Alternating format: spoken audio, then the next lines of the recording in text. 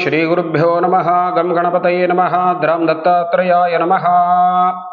ಮೀನರಾಶಿಯವರ ಭವಿಷ್ಯ ಶನಿಗೆ ಸಂಬಂಧಪಟ್ಟಂತೆ ಅಂತಂದ್ರೆ ಶನಿಯ ಬದಲಾವಣೆಯಿಂದ ಮೀನರಾಶಿಯವರ ಮೇಲೆ ಯಾವ ಪ್ರಭಾವ ಆಗುತ್ತೆ ನೋಡಿ. ತಮ್ಗೆಲ್ರಿಗೂ ಆಗಲೇ ಗೊತ್ತಿದೆ, 29ನೇ ಮಾರ್ಚ್ಗೆ ಶನಿ ಮೀನರಾಶಿಗೆ ಪ್ರವೇಶವನ್ನ ಮಾಡ್ತಾನೆ. ಕುಂಭರಾಶಿಯಿಂದ ಮೀನರಾಶಿಗೆ ನೋಡಿ ರಾತ್ರಿ 9:42 ನಮ್ಮ ಪಂಚಾಂಗದ ಆಧಾರದಂತೆ ಮೀನರಾಶಿಗೆ ಬರ್ತಾನೆ. ಸೊ ಈ ಮೀನರಾಶಿಯಲ್ಲಿದ್ದಾಗ 2.5 ವರ್ಷ ಮೀನರಾಶಿಯವರಿಗೆ ಯಾವ ರೀತಿ ಉಪದ್ರವವನ್ನು ಕೊಡ್ತಾನೆ.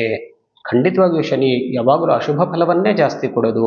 ಶುಭ ಫಲವನ್ನು ಕೂಡ ಕೊಟ್ಟರೆ ಬಹಳ ದೊಡ್ಡ ಪ್ರಮಾಣದಲ್ಲಿ ಶನಿ ಕೊಡ್ತಾನೆ. ಆ ಶುಭ ಫಲವನ್ನು ನಾವು ಯಾವ ರೀತಿಯಾಗಿ ಪಡಿಬೇಕು, ಶನಿಯನ್ನ ಒಳ್ಳೆಯ ಕೆಲಸಗಳನ್ನು ನಾವು ಯಾವ ರೀತಿಯಾಗಿ ತೆಗೆದುಕೊಳ್ಬೇಕು ಅಂತ ಅನ್ನೋದನ್ನು ನಾವು ಸವಿಸ್ತಾರವಾಗಿ ನೋಡ್ತೇವೆ. ತಮಗೆಲ್ರಿಗೂ ಆತ್ಮೀಯವಾದಂತಹ ಸ್ವಾಗತ. ವೀಕ್ಷಕರೇ, ನಮ್ಮ ಚಾನಲನ್ನು ಸಬ್ಸ್ಕ್ರೈಬ್ ಮಾಡದೇ ಇದ್ದರೆ ಖಂಡಿತವಾಗಿಯೂ ಸಬ್ಸ್ಕ್ರೈಬ್ ಮಾಡಿ. ನೋಡಿ, ಈ ಜನ್ಮರಾಶಿಸ್ಥ ಶನಿಫಲಂ ಬೃಹಜ್ಜಾತಕ ಗ್ರಂಥದಲ್ಲಿ ಏನನ್ನು ಹೇಳ್ತಾರೆ ನೋಡಿ. ತೇಜೋಹಾನಿಮ ಮತಿಭ್ರಂಶಂ ಅನ್ನಪೀಡಾಂಜಯಂ ಸದಾ ರೋಗಾರ್ತಿಮ ಬಂಧುವೈರಂಚ ವ್ಯಸನಂ ಜನ್ಮಗೇರಕಜೆ. ನೋಡಿ, ವಿಶೇಷವಾಗಿ ತೇಜೋಹಾನಿಮ ಮತಿಭ್ರಂಶಂ ಅಂತ ಹೇಳಿದರೆ, ಮತಿಭ್ರಂಶಂ ಅಂತಂದ್ರೆ ಬುದ್ಧಿ ಕೆಲಸ ಮಾಡದೇ ಇರೋದು ಅಂತ ಅರ್ಥ. ಕೆಟ್ಟ ಕೆಲಸವನ್ನ ಮಾಡಲಿಕ್ಕೆ ಬುದ್ಧಿಯನ್ನ ಪ್ರೇರಣೆ ಮಾಡ್ತಾನೆ ಶನಿ.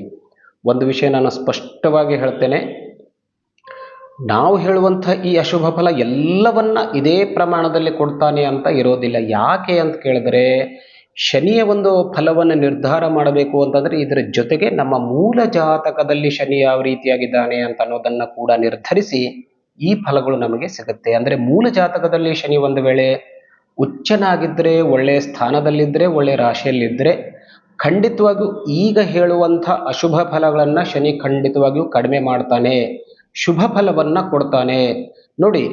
ಆದರೆ ಅದೇ ಮೂಲ ಜಾತಕದಲ್ಲಿ ಶನಿ ನೀಚ ಸ್ಥಾನದಲ್ಲಿದ್ದರೆ ಅಥವಾ ಕೆಟ್ಟ ಭಾವದಲ್ಲಿದ್ದರೆ ಈಗ ಹೇಳುವಂಥ ಕೆಟ್ಟ ಫಲಗಳು ಇನ್ನೂ ಜಾಸ್ತಿ ಆಗುವಂತಹ ಸಾಧ್ಯತೆ ಇದೆ. ಸೊ ಹಾಗಾಗಿ ಯಾವುದೇ ರೀತಿಯಾಗಿರಲಿ, ನಾವು ಒಂದು ವೇಳೆ ಶನಿಯ ಒಂದು ಸ್ತೋತ್ರಾದಿಗಳನ್ನು ಹೇಳಿದ್ರೆ, ಪರಿಹಾರಗಳನ್ನು ನಾವು ಮಾಡಿಕೊಂಡ್ರೆ ಖಂಡಿತವಾಗಿಯೂ ಈ ಪ್ರಮಾಣವನ್ನು ಕಡಿಮೆ ಮಾಡಲಿಕ್ಕೆ ಸಾಧ್ಯತೆ ಇದೆ. ನೋಡಿ, ಏನು ಹೇಳಿದೆ, ತೇಜೋಹಾನಿಮ್ಮ ನೋಡಿ, ಅಂದರೆ ಸಮಾಜದಲ್ಲಿ ಇರಬಹುದು ಅಥವಾ ನಾವು ಕೆಲಸ ಮಾಡುವಂತಹ ಸ್ಥಾನದಲ್ಲಿರಬಹುದು, ಅಲ್ಲಿ ನಮ್ಮ ಗೌರವಕ್ಕೆ ಚ್ಯುತಿ ಬರುವಂತಹ ಘಟನೆಗಳು ನಡೆಯುತ್ತೆ. ನಮ್ಮ ತೇಜೋವಧೆಯಾಗುವಂತಹ ಘಟನೆಗಳು ಈ ಸಂದರ್ಭದಲ್ಲಿ ಜಾಸ್ತಿಯಾಗಿರುತ್ತೆ. ಜಾಗೃತೆಯಾಗಿರೋದು ಒಳ್ಳೆಯದು.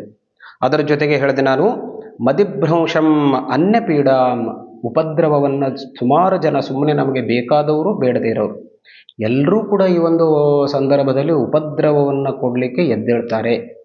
ಸೊ ಇಲ್ಲಿ ಮನಸ್ಸನ್ನು ಕಾನ್ಸಂಟ್ರೇಷನ್ ಮಾಡಿ ಇಟ್ಕೊಳ್ಳೋದು ಒಂದೇ ಸಮನಾಗಿರೋದು ಒಳ್ಳೆಯದು. ಅಂತಂದರೆ ಯಾವುದೇ ಕೆಟ್ಟದ್ದನ್ನು ನಾವು ಮಾಡದೆ ಅಥವಾ ಬಂದಂಥ ಪರಿಸ್ಥಿತಿಯನ್ನು ಜಾಣ್ಮೆಯಿಂದ ನಾವು ಎದುರಿಸೋದೇ ಒಳ್ಳೆಯದು.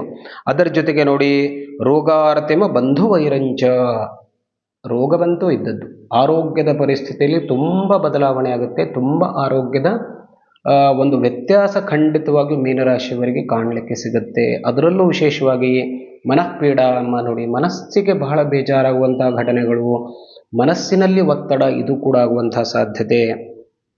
ಬಂಧುವೈರಂ, ನಮಗೆ ಬೇಕಾದವರೇ ಕೂಡ ಈ 2.5 ವರ್ಷದ ಅವಧಿಯಲ್ಲಿ ನಮಗೆ ವೈರತ್ವವನ್ನು ಮಾಡಲಿಕ್ಕೆ ಪ್ರಾರಂಭವನ್ನು ಮಾಡ್ತಾರೆ. ವ್ಯಸನಮ್ಮ, ಅದು ಕೂಡ ನೋಡಿ, ನಮ್ಮ ಬುದ್ಧಿಭ್ರಷ್ಟಾಗಿ, ಮತಿಭ್ರಂಶಂ ಅಂತ ಆಗಲೇ ಹೇಳಿದ್ನಲ್ಲ, ಬುದ್ಧಿಭ್ರಷ್ಟವಾಗಿ ನಾವು ವ್ಯಸನದಲ್ಲೂ ಕೂಡ ಕಾಲ ಕಳೆಯಲಿಕ್ಕೆ ಸಾಧ್ಯತೆ ಇದೆ.